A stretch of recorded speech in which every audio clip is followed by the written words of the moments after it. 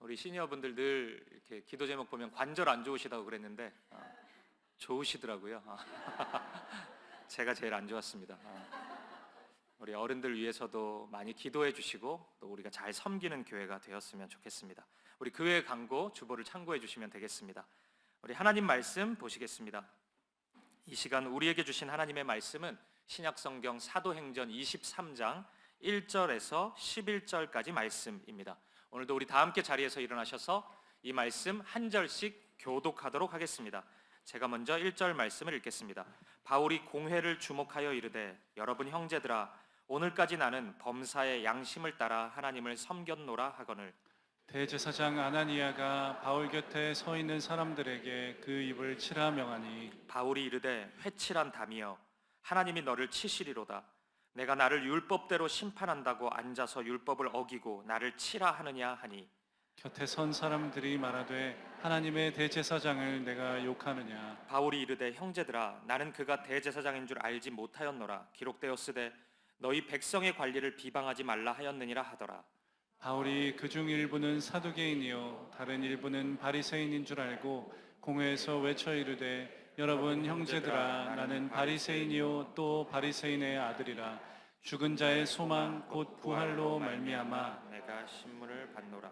그 말을 한즉 바리새인과 사두개인 사이에 다툼이 생겨 무리가 나누어지니 이는 사두개인은 부활도 없고 천사도 없고 영도 없다 하고 바리새인은 다 있다 함이라. 크게 떠들새 바리새인 편에서 몇 서기관이 일어나 다투어 이르되 우리가 이 사람을 보니 악한 것이 없도다 혹 영이나 혹 천사가 그에게 말하였으면 어찌하겠느냐 하여 큰 분쟁이 생기니 천부장은 바울이 그들에게 찢겨질까 하여 군인을 명하여 내려가 무리 가운데서 빼앗아 가지고 영내로 들어가라 하니라. 함께 봅니다. 그날 밤에 주께서 바울 곁에 서서 이르시되 담대하라 내가 예루살렘에서 나의 일을 증언한 것 같이 로마에서도 증언하여야 하리라 하시니라. 아멘. 자리에 앉으시겠습니다. 인생에서 겪는 고통은 그 종류와 상관없이 우리 모두를 굉장히 힘들게 합니다. 하지만 그 중에서도 사람에게서 받는 상처, 고통은 유독 우리의 마음을 더 아프게 하는 것 같습니다. 특히나 사랑하는 사람에게서 받는 상처, 사랑하는 사람에게서 받는 아픔은 더 깊고 더 오래 갈 수밖에 없는 것 같습니다. 우리가 살펴보고 있는 것처럼 지금 바울이 그런 자리에 서 있습니다. 바울의 인생은 고통으로 점철되어 있기 때문에 어떤 면에서는 웬만한 상처는 안 받을 것 같은 사람처럼 보이기도 하는데 바울은 지금 이 순간 가장 아플 것입니다. 왜냐하면 그 누구보다도 사랑하는 가족, 동족인 유대인으로부터 외면당하고 있기 때문입니다. 그런데 바울의 이 고통스러운 마음을 더욱 후벼 파는 일이 일어납니다. 그것이 무엇인지 아십니까? 그 상처가 한 번으로 반복되는 것이, 한 번으로 그치는 것이 아니라 지속적으로 반복되고 있기 때문입니다. 마치 이 상처가 그냥 일정 기간 지나면 끝나야 되는데 끝나지 않을 것처럼 끝까지 함께 할 것처럼 바울에게 아주 강한 공격처럼 다가오고 있기 때문입니다. 혹시 여러분도 이런 경험이 있으십니까? 한 번도 힘든데 한 번 견디는 거 뭐 어떻게 견디긴 했는데 그게 여기서 끝나는 것이 아니라 계속해서 반복되고 있는 경험입니다. 그렇다면 여러분 그 경험하고 있다면 그 경험 해본 적이 있으시다면 오늘 본문 속의 바울을 주목해 보십시오. 오늘 말씀 속에 담겨 있는 반복되는 고난 속에서 바울이 보여주고 있는 행동 그리고 그 순간마다 바울에게 나타난 하나님의 은혜를 주목해 보십시오. 그리고 이 말씀을 통해서 반복되는 고난 속에서 우리가 어떻게 살아가야 할지 하나의 길을 발견할 수 있기를 주님의 이름으로 간절히 축복합니다. 오늘도 세 가지로 나누어서 여러분과 함께 이 말씀을 나누도록 하겠습니다. 첫 번째입니다. 우리는 본문을 통해 어둠을 향해서 빛으로 대항하는 바울을 만나게 됩니다. 먼저 본문 2절 말씀을 다시 한번 보도록 하겠습니다. 대제사장 아나니아가 바울 곁에 서 있는 사람들에게 그 입을 치라 명하니. 지난주에 살펴본 것처럼 바울은 유대인들 앞에서 자신의 신앙을 간증합니다. 그러자 대제사장 아나니아가 갑자기 바울의 입을 때리라 그래요. 얼마나 듣기 싫으면 입을 때리라고, 그치라 그거죠. 정말 듣기 싫었던 것 같아요. 그러니까 이 아나니아라는 대제사장, 이 초신자분들을 위해서 잠시 설명드리자면 이 사도행전 안에 아나니아가 좀 몇 번 나와요. 그러니까 바울을 도왔던 사람도 아나니아잖아요. 그 사람이 아닙니다. 그러니까 동명이인이에요. 사도행전 5장에 보면은 또 거짓말했던 아나니아도 나오고 그러거든요. 그러니까 여러 명이 나오는데 각각 다른 인물입니다. 지금은 대제사장 아나니아예요. 그가 명령해서 바울을 때려라. 저 입 아무 말 못하게 입을 좀 때려라. 그렇게 명령합니다. 어쨌든 이 명령을 한 아나니아를 향해서 바울이 반발합니다. 3절을 한번 보십시오. 바울이 이르되 회칠한 담이여 하나님이 너를 치시리로다. 네가 나를 율법대로 심판한다고 앉아서 율법을 어기고 나를 치라 하느냐 하니. 바울은 아주 강력하게 대항합니다. 율법은 한결같이 예수 그리스도를 가리키고 있는데 내가 예수 그리스도를 전했다고 해서 예수 그리스도를 증거했다고 해서 나를 율법을 어긴 자로 몰아붙일 수가 있느냐? 그것이 가능하냐? 이렇게 되묻고 있는 것입니다. 그러자 주변에 있던 사람들이 더욱 바울을 압박합니다. 네가 어떻게 감히 하나님이 세우신 대제사장을 공격할 수가 있느냐? 대제사장을 나무랄 수가 있느냐? 그것이 가능하냐? 이렇게 또 바울을 공격해요. 여러분, 이에 대해서 바울은 어떻게 대응할까요? 이것이 제가 오늘 여러분과 나누고 싶은 첫 번째 진리입니다. 함께 한번 보실까요? 바울의 대응이 이렇습니다. 본문 5절 말씀입니다. 같이 읽어보죠. 시작. 바울이 이르되 형제들아 나는 그가 대제사장인 줄 알지 못하였노라. 기록하였으되 너의 백성의 관리를 비방하지 말라 하였느니라 하더라. 아멘. 바울이 곧바로 자신의 잘못을 인정합니다. 나 몰랐다. 난 저 사람이 대제사장인지 몰랐다. 이렇게 인정하고 사과합니다. 저는 이 장면이 굉장히 인상적이었어요. 지금까지 바울과 유대인들의 관계를 생각해 보십시오. 유대인들은 정말 말도 안 되는 논리로 바울을 공격하고 있습니다. 21장 29절에 보면 에베소 사람 드로비모와 함께 예루살렘 성전 갔다고 있지도 않은 소문 냅니다. 그러니까 이방인의 뜰 있었는데 유대인의 뜰 밟았다고 막 소문 내기도 했고 21장 38절에 보면 자객 4,000명 데리고 다니는 테러리스트다 이런 소문도 내고 그랬습니다. 정말 말도 안 되는 소문 내서 만들어서 이야기 꾸며내서 바울을 공격하고 바울을 아프게 만들었습니다. 여러분, 이런 사람들에게 사과하는 것이 쉽습니까? 바울이 이렇게 한결같이 자신을 공격하고 있는 사람들에게 잘못을 인정하고 사과하는 게 쉬워요? 저 쉽지 않다고 봅니다. 더군다나 지금 이 사람들이 바울에게 한 잘못을 100이라고 한다면 바울이 한 잘못은 1도 안 돼요. 사실 잘못도 아닙니다. 바울이 뭘 잘못했어요? 예수 그리스도를 전했고 복음의 그 본질을 붙잡고 그것을 제대로 선포했을 뿐인데 뭘 잘못했냐고요? 찾고 찾아도 1이나 될까? 그 정도예요. 그런데 바울은 사과합니다. 잘못을 인정해요. 여러분, 우리는 대체적으로 우리 기준으로 내가 내 생각에 수준 낮은 누군가가 있다 그러면 수준 낮은 그 사람에게 수준 높게 대우하는 것을 굉장히 힘들어합니다. 나를 함부로 대하는 사람이 있다면 똑같이 돌려줘도 된다는 생각을 우리는 쉽게 가져요. 이것은 신앙 안에서도 마찬가지인 것 같아요. 예수를 안 믿는 사람이 있거나 아니면 나의 신앙을 공격하는 사람이 있으면 그 사람은 하나님과 관계없는 사람이니까 내가 좀 막대해도 되지, 내가 말 함부로 해도 되고 함부로 행동해도 되지, 이런 식으로 생각하는 경향이 있습니다. 제가 그 학창 시절에 크게 싸웠던 교회 다닌 적이 있었다 그랬잖아요. 교회가 한번 끝까지 싸우는 모습을 제가 보니까 제 기억에 그때의 그 싸움은 제가 인생에서 봤던 어떤 싸움보다도 치열하고 끈질긴 싸움이었습니다. 그러니까 제가 이 세상에서 경험한 어떤 싸움보다도 철저히 예의 없는 싸움이었어요. 그게 교회 안에서의 싸움이었습니다. 그러니까 내가 있는 자리가 하나님이 함께 하신다고 생각하는 순간 저 사람한테 함부로 해도 되는 거예요. 하나님이 여기 계시니까. 저 사람하고는 함께 안 하시거든요. 그러니까 입에 담을 수 없는 말들을 그냥 쉽게 하더라고요. 여러분, 저는 이런 모습이 그때 제가 있었던 그 교회의 성도들의 수준이 유독 한없이 낮아가지고 그런 일이 일어났다고 생각하지는 않습니다. 그게 저는 우리에게 일어날 수 있는 일이라고 생각해요. 우리도 그런 연약함이 있는 겁니다. 우리가 그런 경향이 있습니다. 그런 속성을 가지고 있습니다. 그렇기 때문에 우리는 날마다 기도해야 되는 것입니다. 그런 밑바닥 안 보이도록 복음으로 살아가도록 우리는 기도할 수밖에 없는 것입니다. 이렇게 보면 지금 바울의 모습이 굉장히 놀랍다는 거예요.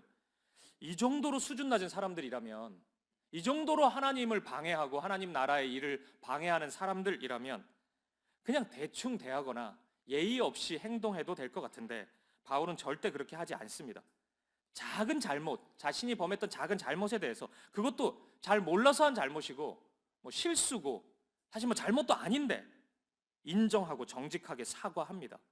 바울은 어두움을 향해서 어두움으로 맞서고 있지 않은 것입니다. 어두움을 향해서 빛으로, 선으로 지금 맞서고 있는 것입니다. 사랑하는 여러분, 기억하십시오. 하나님께서는 이런 마음과 태도를 기뻐하세요.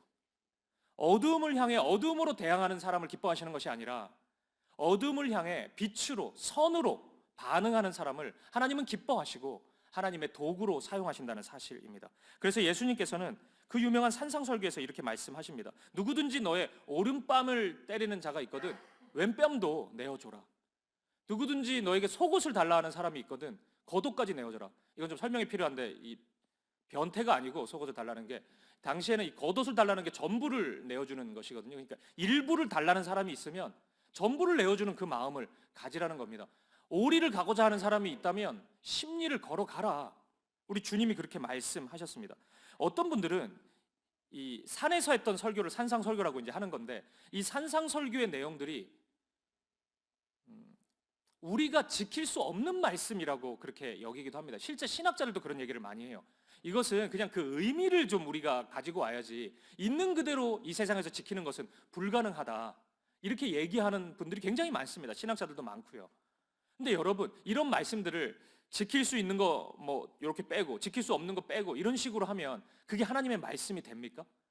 그냥 이거는 좋은데 너희들은 못할 줄 아는데 그냥 이런 식으로 그냥 이상적으로 한번 생각해보자 이런 식으로 주님께서 말씀하셨겠어요? 아니죠. 주님이 이 말씀을 하실 때는 이 말씀대로 살아가는 사람을 염두하셨을 것입니다. 그리고 이 말씀을 듣는 모든 이들이 그 말씀대로 살아가기를 바라셨을 거예요. 주님의 말씀은 너무 선명합니다. 로마서 12장 17절 말씀을 보십시오. 같이 읽어보죠. 시작. 아무에게도 악을 악으로 갚지 말고 모든 사람 앞에서 선한 일을 도모하라. 아멘. 악을 악으로 갚지 말고 선으로 갚으래요. 주님의 말씀은 너무 명확합니다. 이것이 하나의 상징이거나 그냥 의미를 얘기해주고 싶은 마음이 아니에요. 주님은 이 말씀에 순종하기를 원하십니다. 우리가 이 말씀을 따를 수 있기를 바랍니다. 우리 모두가 그렇게 살아갈 수 있기를 주님의 이름으로 축복합니다. 그리고 여러분, 저는 바울이 이 말씀을 반복되는 고난 속에서 실천하고 있다는 것에 주목하고 싶습니다. 그러니까 바울의 지금 현실은 반복해서 자신을 공격하고 자신에게 아픔을 주는 대상 앞에 서 있는 거잖아요. 그러니까 유대인들의 공격이 한 번으로 끝나는 게 아니라고요. 계속해서 또 다른 이상한 이야기 만들어내고 이상한 명분 만들어 와가지고 바울을 지금 아프게 하고 있거든요. 그러니까 바울이 악에 대해서 선으로 반응하는 이 모습은 그런 컨텍스트 속에서 지금 나오고 있는 것입니다. 그렇다면 여러분, 저와 여러분도 이런 상황에서 이 말씀을 따라가 보는 것은 어떨까요? 그러니까 이런 컨텍스트 속에서, 이런 상황 속에서 우리도 이 말씀을 실천해 보는 것입니다. 오늘 반복되는 고난, 반복되는 아픔 앞에서 지쳐있는 성도님들이 있으십니까? 야, 이 정도로 수준 낮은 사람이 내 인생에도 찾아왔구나. 내가 이 사람을 어떻게 품어주나. 이런 고민을 하고 있는 분들이 있으십니까? 나도 사랑 못하지. 내가 정도가 있지. 요 정도 선 넘어가면은 나도 품어줄 수는 없지. 함부로 대해야지, 지금부터. 이런 마음. 여러분, 이런 마음이 매우 자연스러운 마음인 것은 사실인데, 그런 마음이 찾아왔다면 잠깐 멈추십시오. 그 마음을 멈추어 보십시오. 그리고 그 길이 과연 주님이 기뻐하시는 길인지, 그런 행동들이 주님이 역사하실 만한 행동인지를 깊이 생각해 볼 수 있기를 바랍니다. 그 사람에게 한 방 먹이고 나서 아우 시원하다, 내가 갚아줬다, 나 함부로 하면 이렇게 당하는 거야, 잘 봤지, 이런 걸로 시원해하는 게 아니라 그러한 역경 속에, 자존심 상하고 힘든 그 역경 속에서도 하나님의 역사가 일어나는 것, 하나님이 개입하시고 일하셔서 하나님의 반전이 일어나는 것, 그게 더 시원한 일 아닙니까? 그게 우리의 마음을 시원케 하는 일이지, 내가 뭐 뒤통수 한 대 때렸다고 아우 시원하다, 두 다리 쭉 뻗고 자야 되겠다, 그게 되냐고요. 나를 아프게 하는 사람을 향해서 어떻게 하면 저 사람 더 아프게 해줄까, 그거 고민하는 우리가 아니라, 어차피 고민하는 인생이고 우리가 이 땅의 삶을 사는 동안은 고민을 멈출 수가 없다면 그 사람을 향한 하나님의 마음이 무엇인지를 고민하고, 오늘 그 사람을 대하면서 이 현실 속에서 내가 어떻게 행동하는 것이 하나님이 기뻐하시는 일인지를 고민하고 기도하는 그런 저와 여러분 될 수 있기를 주님의 이름으로 간절히 축복합니다. 그리고 두 번째입니다. 우리는 본문을 통해서 당신의 뜻을 이루시는 하나님의 약속을 발견합니다. 본문 11절 말씀을 한번 보시겠습니다. 같이 한번 읽어보죠. 시작. 그날 밤에 주께서 바울 곁에 서서 이르시되 담대하라. 내가 예루살렘에서 나의 일을 증언한 것 같이 로마에서도 증언하여야 하리라 하시니라. 아멘. 주님은 바울을 향해서 담대하라고 말씀하십니다. 제가 일전에 그 미러 리딩이라 그래서 거울 읽기 그 방식에 대해서 한번 말씀해 드린 적이 있죠.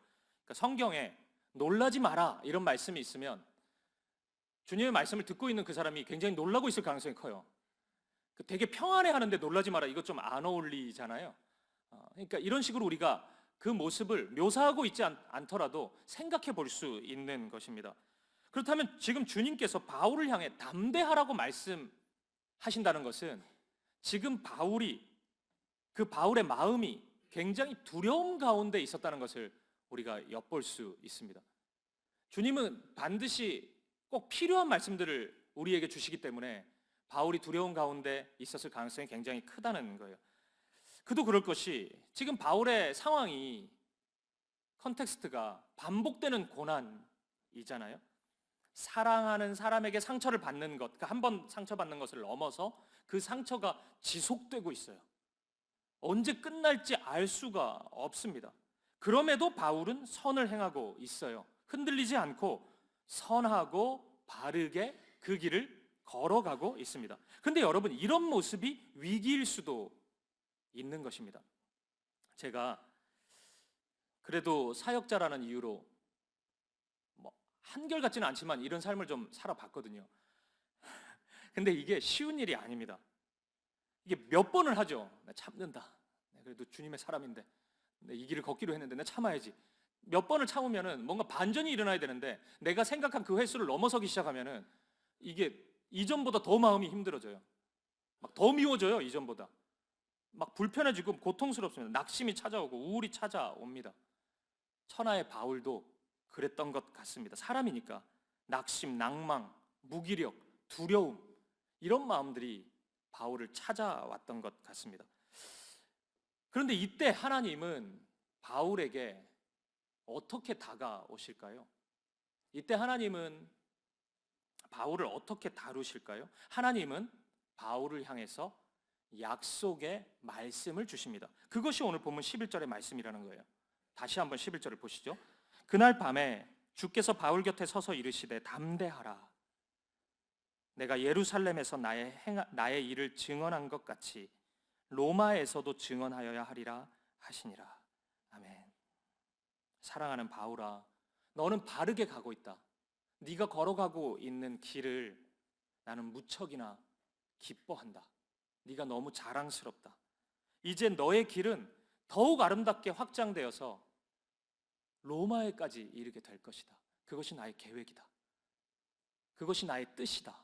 하나님은 바울에게 그 말씀을 하셨던 것입니다. 그리고 바울은 이 약속을 붙잡고 끝까지 걸어갈 수 있었던 것이에요. 사랑하는 여러분, 기억하십시오.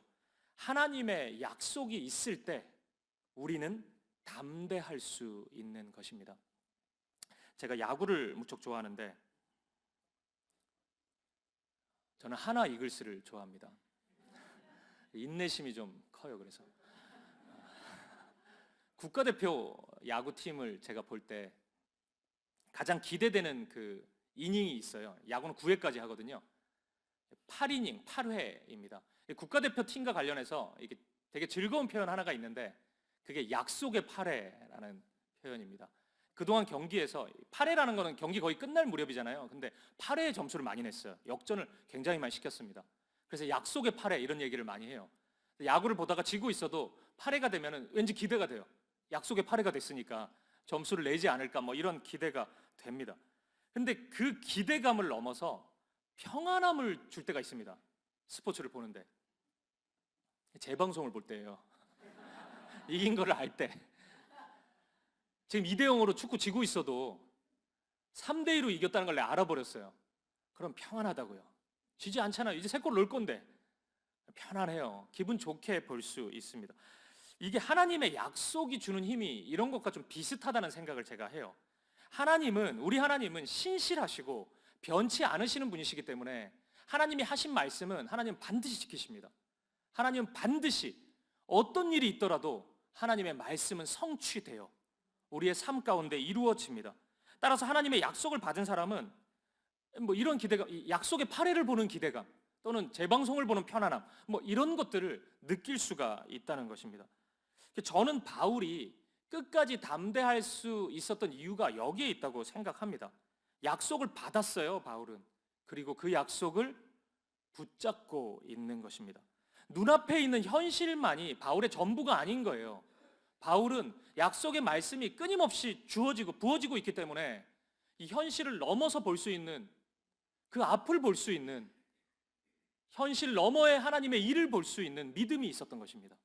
그것이 바울을 담대하게 했던 것이에요. 두려움이 없게 만들었고 평안을 주었고 하나님이 기뻐하시는 그 길을 걸어갈 수 있었던 것입니다. 이 유명한 종교개혁자 마틴 루터는 본래 카톨릭의 사제였는데 이 로마 카톨릭이 너무 반성경적인 모습에 오랜 시간 보내고 있었기 때문에 종교개혁을 시작하게 됩니다. 그 시작이 95개조 반박문이었어요. 그러니까 루터가 이제 종교개혁을 이제 그 반박문을 붙임으로써 시작하게 되었습니다. 근데 여러분, 이 종교개혁이 그리 단순하지가 않습니다. 굉장히 쉽게 이루어진 게 아니에요.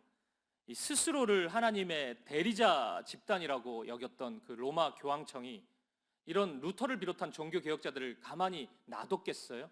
그 기득권을 지켜야 되는데 온갖 핍박을 멈추지 않았습니다. 로마 교황청은 루터를 마귀의 자식이라고, 루터도 사제였는데도 그렇게 부르기까지 했습니다. 당시 로마 제국의 황제인 카를 5세가 루터를 심판하고자 보름스 국회로 루터를 소환하게 돼요. 그러니까 이 상황은 루터가 모든 것을 잃을 위기에 처한 것입니다. 청년, 젊은 루터인데 자신이 인생을 담아서 애를 써서 꿈을 담아서 여기까지 왔는데 그 모든 것을 한 방에 날려버릴 위기입니다. 얼마나 두려웠겠습니까? 이 소환장을 받고 그곳을 찾아가는 그 걸음이 어땠겠어요? 얼마나 무서웠겠어요? 그럼에도 루터는 담대히 앞으로 나아갑니다. 왜요? 진리를 알아버렸기 때문입니다. 하나님이 로마 교황청에 있는 것이 아니라 하나님의 말씀인 성경을 따라 살고 있는, 성경을 붙잡고 있는 나와 함께 하신다는 확신을 가질 수 있었기 때문입니다. 하나님이 나와 함께 하시는데 무엇이 두렵겠습니까? 무엇이 무섭겠어요? 루터는 담대히 나아갑니다. 루터가 이렇게 고백해요. 제가 한번 읽어드리겠습니다. 비록 나를 해치려는 악마가 보름스 국회의사당 기왓장 수만큼이나 몰려올지라도 나는 복음을 증거하는 일 외에 달리 어떻게 할 도리가 없다. 참 멋진 말이죠. 루터가 이 고백을 합니다. 그리고 자신이 만든 찬양을 부르면서 이 보름스 국회로 한 걸음 한 걸음 나아갑니다. 그때 불렀던 찬양이 뭔지 아십니까? 우리가 오늘 조금 전에 불렀던 찬송가 585장 내 주는 강한 성이요, 이 찬양입니다. 이 찬양을 부르면서 루터가 그 길을 출발해요. 우리 이 찬양 같이 한번 불러보겠습니다. 그러니까 어떤 심정으로 불러야 되냐면은 그냥 부르면 안 되고 보름스 국회로 가는 루터가 되셔야 돼요. 오늘 반복되는 공격과 고난, 그것이 나에게 두려움을 주는 분들이 있다면 두려워하지 말라는 주님의 약속의 말씀을 붙잡고 이 찬양을 한번 드려보십시오. 우리 같이 한번 이 찬양 불러보죠. 반주가 없습니다. 내 주는 강한 성이요 방패와 병기 되시니 큰 환난에서 우리를 구하여 내시리로다. 옛 원수 마귀는 이때도 힘을 써 모략과 권세로 무기를 삼으니 천하에 누가 당하. 2절 내 힘만 의지할 때는 패할 수밖에 없도다. 힘 있는 장수 나와서 날 대신하여 싸우. 이 장수 누군가? 이 장수는 주 예수 그리스도, 주 예수 그리스도 만군의 주로다. 당할 자 누구랴? 반드시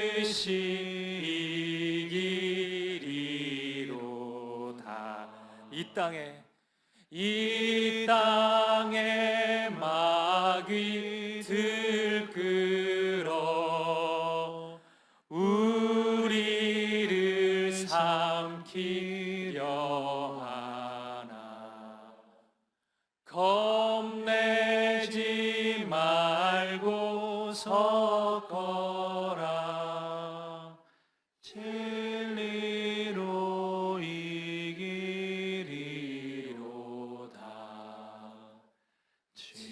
친척과 재물과 명예와 생명을 다 빼앗긴데도 진리는 살아서 그 나라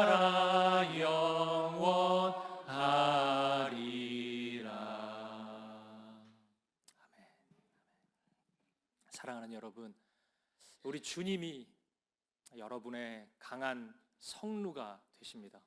우리 주님이 여러분의 강한 방패가 되십니다. 그분이 우리의 싸울 병기가 되십니다. 그러니 여러분 예수님을 붙잡으십시오. 예수님을 통해 이루신 십자가의 복음을 붙잡으십시오. 그분의 약속의 말씀을 붙잡으십시오. 그분이 계획하신 그 뜻과 계획을 우리 주님은 반드시 이루실 것입니다.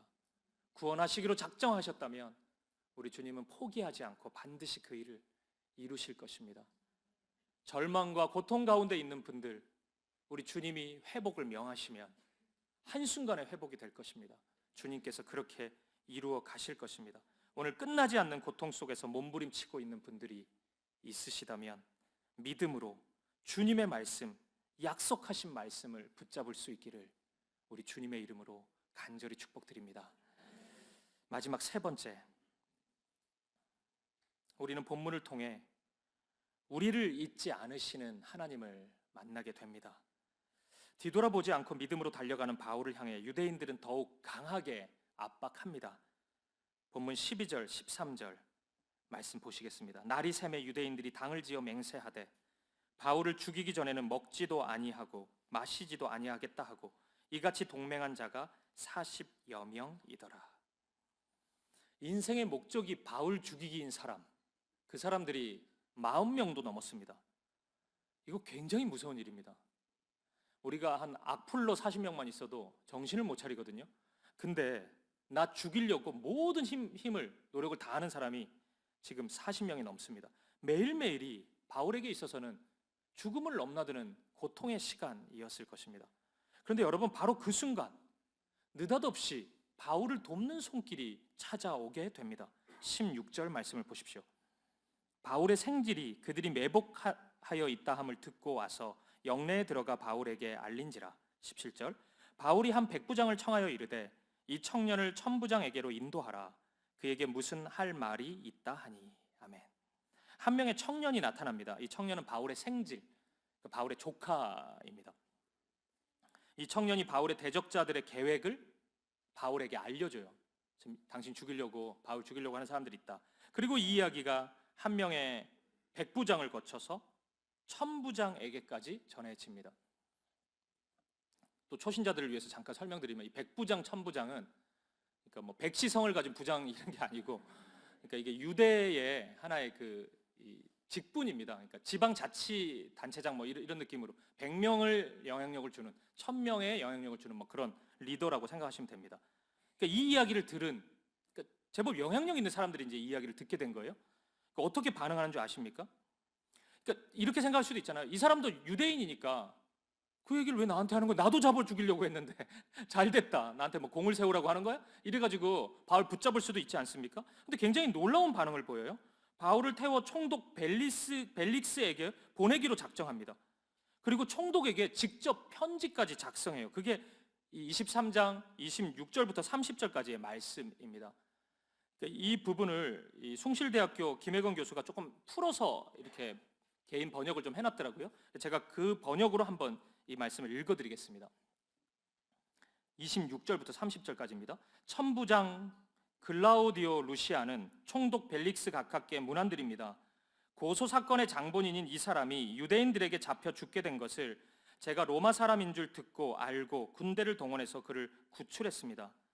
후에 유대인들이 무슨 일로 그를 고발하는지 알고자 하여 그들의 유대인 사내들인 공회로 데리고 내려갔습니다. 그런데 조사해보니 유대인들의 고소 내용이 유대인들의 율법 문제에 관한 것일 뿐 죽이거나 결박할 사유가 하나도 없음을 발견했습니다. 그런데도 이 사람을 해치려는 간계가 있다고 누가 제게 알려주어 이 피의자를 즉시 당신께로 보냅니다. 아울러 고발하는 사람들도 당신 앞에서 그에게 말하라고 말해 놓았습니다. 바울을 굉장히 합법적으로 도와주고 있습니다. 변호해주고 있어요. 지켜주고 있습니다. 참 신기하죠. 느닷없이 나타난 한 명의 청년, 그리고 백부장과 천부장, 이들이 바울의 도구로, 바울을 지키는 도구로, 바울을 통해 하나님 나라가 더욱 확장되는 도구로 쓰임을 받고 있는 것입니다. 저는 이 사람들 참 귀한 사람들이라고 생각합니다. 이 말씀 묵상하면서 하나님이 보낸 천사들이구나, 이런 생각을 제가 해보았습니다. 그리고 이런 사람들이 저의 인생에도, 또 우리 사김의 교회 성도님들의 삶의 구석구석에도 차고 넘치기를 기도하는 마음도 저에게 들었습니다. 근데 여러분, 성경이 이 사람들을 설명하는 방식을 다시 한번 잘 보십시오. 좀 독특함이 있습니다. 먼저 이 사람들이 누구인지를 자세히 설명해 주고 있지는 않습니다. 그러니까 누구인지 좀 알려줄 만도 한데 알려주지 않습니다. 천부장 정도만 이름 지금 소개하고 있지, 뭐 이 청년 이름 누군지, 뭔지, 뭐 백부장 이름 뭔지 알려주지도 않습니다. 근데 또 그런 것 치고는 이 사람들이 행한 일이 제법 자세히 소개되어 있습니다. 그러니까 이들이 행한 일을 굉장히 상세히 기록해 두면서 이들의 일이 분명히 바울의 사역에, 하나님 나라의 역사에 큰 도움이 됐다는 것을 후대에 알려주고 있단 말이에요. 저는 이런 기록 방식을 보면서 하나님의 마음이 느껴졌어요. 이것입니다. 사람들은 몰라도 하나님은 기억하시는구나. 하나님은 기억하신다. 제가 이 마음이 좀 다가왔습니다. 세상의 기준으로 보면 이 사람들 이름 몰라도 됩니다. 그리 중요하지 않잖아요. 하지만 하나님은 다릅니다. 세상의 기준으로 볼 때는 이 사람들 무명의 사람들이지만 하나님 나라의 관점으로 보면 바울 못지않게 소중한 사람들인 것입니다. 물론 하나님 나라의 역사에는 바울 같은 사람들도 있죠. 베드로 같은 사람들도 있죠. 그 사람들이 상대적으로 더 큰 일을 하는 것도 사실입니다.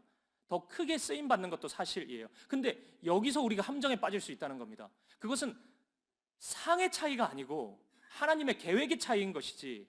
근데 우리는 그것을 상의 차이로 생각하는 거예요. 바울만 바라보는 것입니다. 바울만 기억하고 바울 같은 사람만 있으면 될 것이라고 생각하는 것입니다. 하지만 그렇지 않아요. 바울만 있어가지고 되지 않습니다. 이 청년도 있어야 되고 백부장 같은 사람도 있어야 되고 천부장 같은 사람도 있어야 되는 것입니다. 그리고 여러분, 하나님께서는 그 모든 사람들, 그 믿음의 사람들을 다 기억하신다는 사실입니다. 똑같이 기억하십니다. 다른 사람들은 이름을 기억하지 못해도 우리 하나님은 그 사람 이름 기억하고 그 사람이 행한 일을 기억하고 그 사람의 인생을 천국에서 해와 같이 빛나도록 인도하실 것입니다. 따라서 여러분, 오늘 이 사실을 기억하십시오.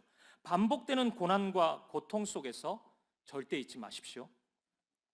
그 고난의 순간, 끝나지 않을 것 같은 긴 어둠의 터널을 지나고 있는 그 순간, 여러분들이 지키고 행했던 작은 결단들, 작은 헌신들, 작은 섬김들, 그게 그리 대단한 게 아니라서 사람들은 기억해 주지 못한다 할지라도 그런 믿음의 걸음들 하나하나를 우리 주님은 하나도 빠짐없이 다 기억하십니다.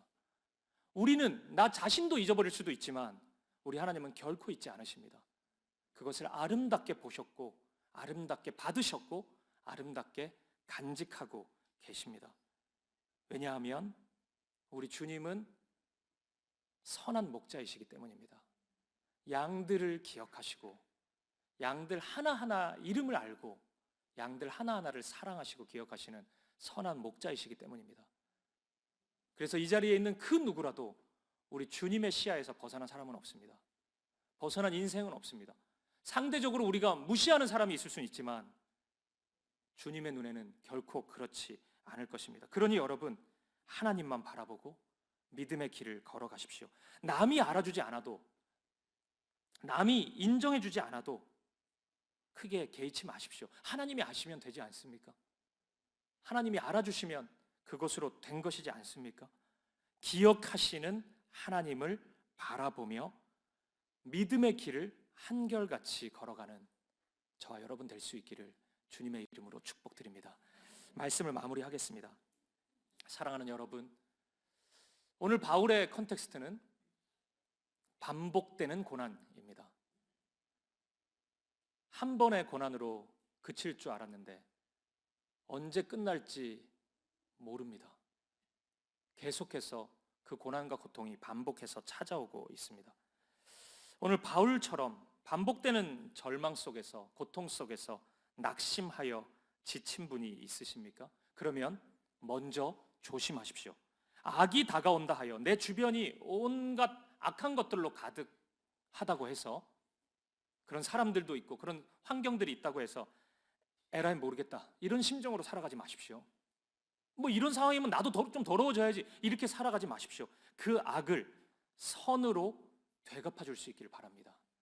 아무리 더러운 환경이라도 여러분은 정결한 마음으로, 믿음으로 한 걸음씩 나아갈 수 있기를 바랍니다. 그러한 삶이 너무나 버겁고 힘드시거든 주님의 약속의 말씀을 붙잡으십시오. 하나님이 행하실 그 일을 기대하고 소망하십시오. 그러면 한 걸음 나아갈 힘을 얻을 것입니다. 10걸음 계획하지 못하더라도 오늘 이 한 걸음, 그 악에 대해서 선으로 반응할 수 있는 그 하나의 힘은 얻을 수 있을 것입니다. 약속의 말씀을 붙잡으십시오. 그리고 그 힘겨운 순간에도 그 말씀 붙잡고 믿음으로 눈물 흘리고 그 하나를 지키기 위해서 몸부림치는 여러분을 잊지 않으시고 기억하고 계시는 하나님을 바라보십시오. 하나님은 여러분의 모든 마음과 모든 삶을 다 알고 계십니다. 세상은 나를 모른다 하여도 주님은 저와 여러분의 이름을 기억하고 계십니다.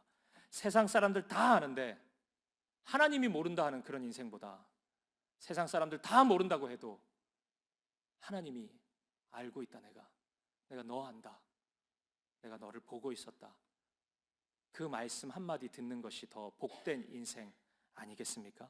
사랑하는 여러분, 오늘 반복되는 고난과 고통은 어쩌면 바로 이 모든 것을 증명하고 경험할 기회인지도 모릅니다. 이 순간 무명하나 유명한 길, 죽음처럼 보이나 생명이 역사하는 그 길을 믿음으로 주님과 함께 걸어갈 수 있는 저와 여러분 되시기를, 우리 사김의 교회가 되기를 주님의 이름으로 간절히 축복드립니다.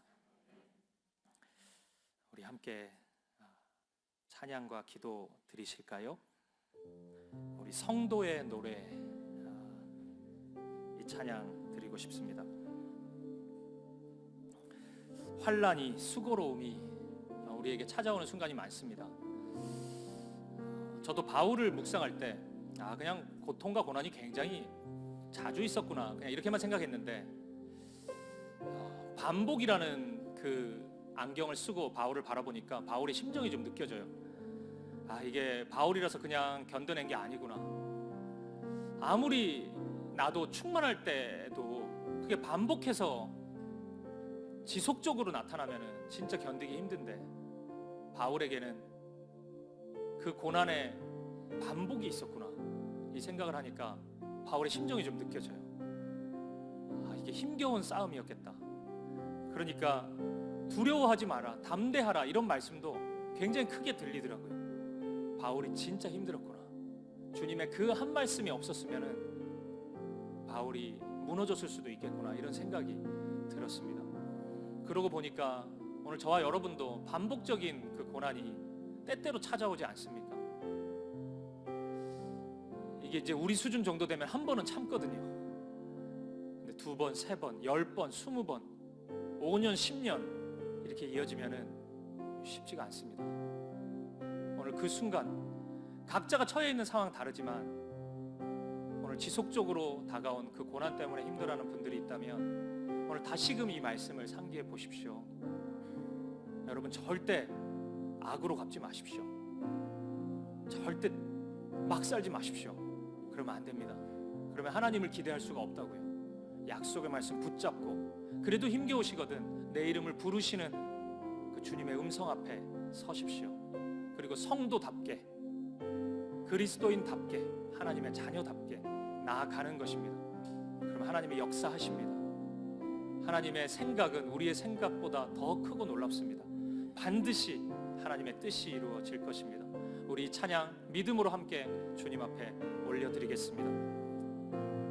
함께 고백하겠습니다. 환난, 가난과 고난, 환난, 가난과 고난, 수고로움 속에도 성도는 그 믿음을 지켰네. 주를 섬기는 일에 자신을 다드리며 진리의 말씀과 성령으로 그 길을 걸었네. 다시 한번 고백합시다. 환난, 가난과 고난, 환난, 가난과 수고로움 고난, 속에도 수고로움 속에도 성도는 그 믿음을 지켰네.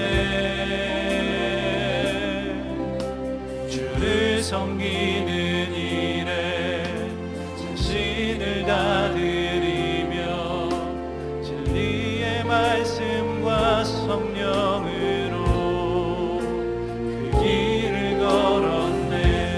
그리스도 안에서 그리스도 안에서 새롭게 하시고 그리스도로 인하여 자유케 되었네. 우리는 무명하나 유명한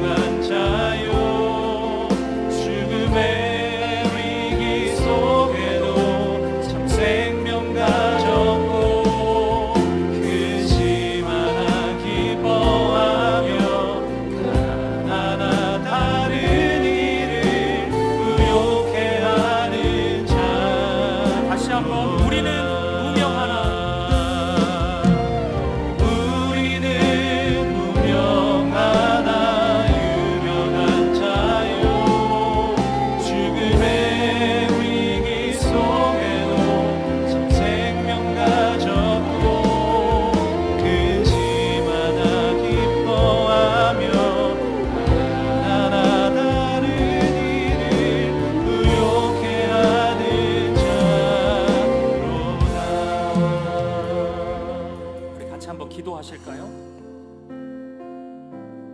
오늘 바울처럼 반복되는 절망과 고통 속에서 낙심하여 지치신 분이 있으십니까? 그럼 먼저 조심해야 됩니다. 악이 다가온다 해서 내 주변이 온갖 더러운 악투성이라고 해서 에라 모르겠다 이런 심정으로 살아가면 안 됩니다. 악을 선으로 갚아야 해요. 그래야 하나님이 일하십니다. 하나님, 그 믿음 주십시오. 힘겹지만 이 악한 상황, 이 악한 현실, 이 악한 상대방을 향해 선으로 되갚아 줄 수 있는 그 믿음, 그 하나의 행동 해볼 수 있는 믿음 허락해 주십시오. 그리고 이 버겁고 힘든 상황, 주님의 약속의 말씀을 허락해 주십시오. 하나님이 행하실 일을 기대하고 소망할 수 있도록 인도해 주십시오. 그리고 오늘 이 시간 말씀 붙잡고 믿음으로 나아가는 나를 잊지 않으시는 하나님을 기억할 수 있는 은혜를 허락하여 주옵소서. 그래서 무명하지만 유명한 길, 죽음의 길처럼 보이지만 생명의 길을 걸어갈 수 있는 내가 되게 하여 주옵소서. 이 반복되는 절망 속에서 낙심하여 지친 이 자리에서 일어설 수 있는 은혜를 나에게 허락하여 주시옵소서. 이 기도 제목 가지고 우리 한마음과 한뜻으로 기도하며 나아가겠습니다. 함께 기도하시겠습니다. 사랑하는 하나님 아버지, 감사합니다. 우리에게 말씀으로 깨닫게 하시고 한없는 은혜를 내려주심을 감사합니다. 주님, 우리의 믿음의 발걸음을 인도하여 주시옵소서. 하나님께서 오늘 우리의 삶 가운데 일하신 것을 신뢰하고 기대함으로 나아가게 하여 주시옵소서. 주님, 그 기대와 믿음으로 하나님, 우리는 순종하겠습니다. 하나님 말씀을 받들고 일어나 나아가겠습니다. 무명하나 유명한 길, 내 마음을 붙잡아 보이지만 생명이 있는 길로 주님 악을 선으로 약속의 말씀 받는 그 길로 나아가겠습니다. 주님, 예수님을 바라보겠습니다. 하나님의 길을 가겠습니다. 우리 다 함께 자리에서 일어나셔서 함께 고백합시다. 우리는 무명하나, 우리는 무명하나 유명한 자요. 죽음의 위기 속에도 참 생명 가졌고 그지마나 기뻐하며 하나 다른 이를 부욕해 하는 한번 더 고백합시다.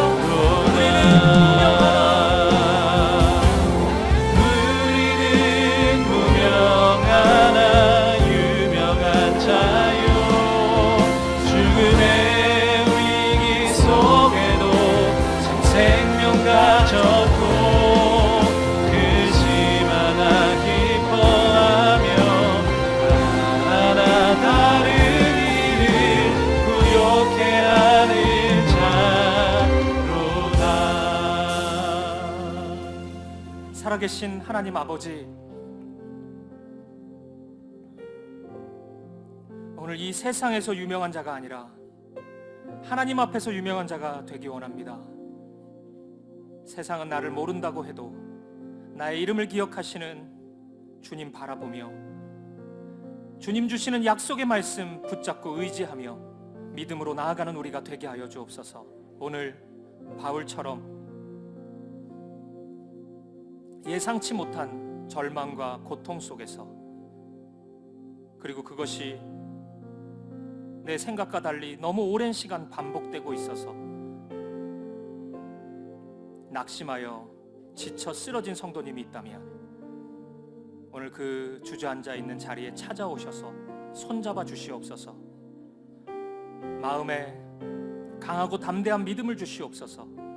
그 모든 악한 상황을, 그 모든 악한 이들을 향해 선으로 대갚아 줄 수 있는 믿음을 주시옵소서. 버겁고 힘들더라도 주님의 약속을 의지하여 그 하나를 실천할 수 있도록 아버지 하나님 인도하여 주옵소서. 하나님이 행하실 일을 기대하고 소망하는 믿음을 허락하여 주옵소서. 아버지, 그래서 오늘 반복되는 고난과 어려움이 주님의 은혜를 경험하는, 나의 믿음을 증명하는 아름다운 도구로 쓰임 받을 수 있도록 인도하여 주옵소서. 우리 사랑하는 성도님들의 모든 걸음이 언뜻 무명한 것처럼 보이나 죽음의 길처럼 보이나 유명한 길이 되게 하시고 생명으로 가득한 길이 되게 하여 주옵소서. 아버지, 그리스도 안에서 우리를 그렇게 새롭게 하여 주시옵소서. 그리스도 안에서 그렇게 우리를 자유케 하여 주시옵소서. 오직 믿음으로 하나님 나라의 모든 것을 가진 자로 담대히 살아갈 수 있는 우리 모두가 되게 하여 주옵소서. 그렇게 함께 하실 주님, 그렇게 우리 마음을 붙잡아 주시고 우리의 삶을 인도하시는 주님을 찬양합니다. 감사와 찬양을 드리며 살아계신 예수 그리스도 이름으로 기도합니다. 아멘. 이제는 주 예수 그리스도의 은혜와 하나님 아버지의 사랑과 성령의 아름다운 사귐이 악을 선으로 갚기로 결단하는, 그리고 주님의 약속을 붙잡고 나를 잊지 않으시는 하나님을 기억하며 믿음으로 살아가기로 결단하는 사랑하는 성도님들 머리머리 위에 반복되는 절망과 고통 속에서 이 믿음 붙잡고 다시 일어나기로 결심하는 우리 사랑하는 성도님들 마음마다 이들의 가정과 이들의 인생의 모든 걸음 속에 이 사귐의 교회의 모든 행함 속에 이제로부터 영원까지 함께 있을지어다. 아멘.